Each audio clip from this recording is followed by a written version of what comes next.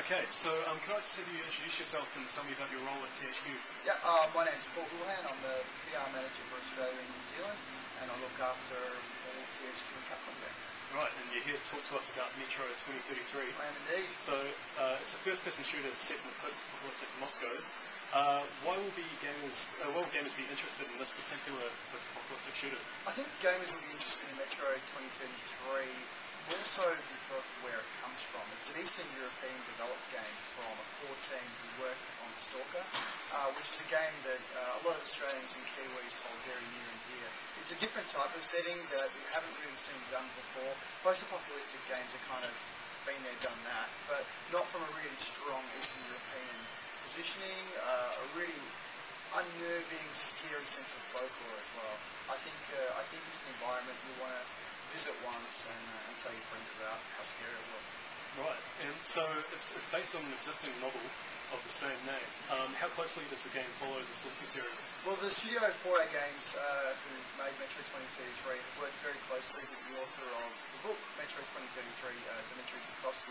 To such an extent, it does follow the source material reasonably closely, but I think you'll be in for a surprise, potentially alternate ending. I don't want to give away too much, but it does follow the source material pretty closely. Okay, and are there any RPG elements to this game? To a certain degree, it's that almost RPG-like that we're starting to see come through in action-adventure and FPS titles, where RPG nowadays for us on console games and some PC games means choice, and gamers like choice. Gamers like to be able to choose an upgraded variation of the same weapon or choose to omit a particular play style. So it's not a Dragon Age BioWare RPG, it's more the opportunity to explore different avenues with weapons, play styles. You can play first-person shooter, straight up balls to the wall, you can play stealth, that sort of thing.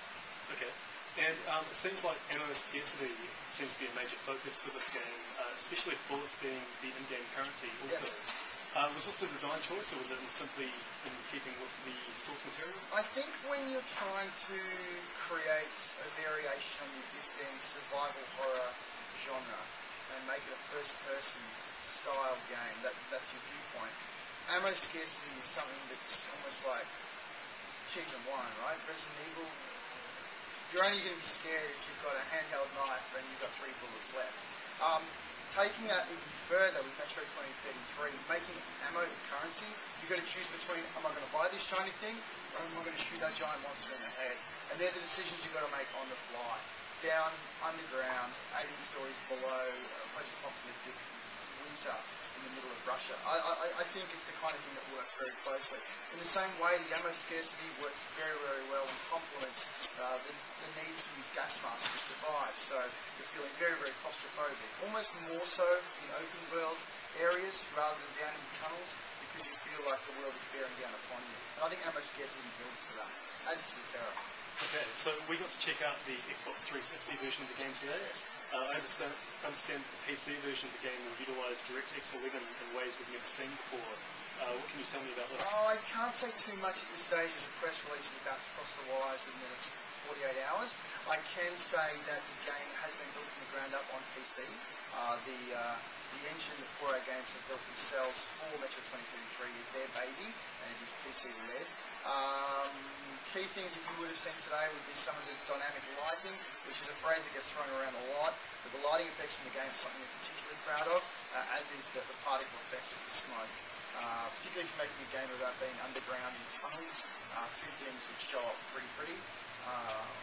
Yeah, there'll be more news shortly, but PC gamers won't be disappointed, and it'll definitely look pretty spectacular.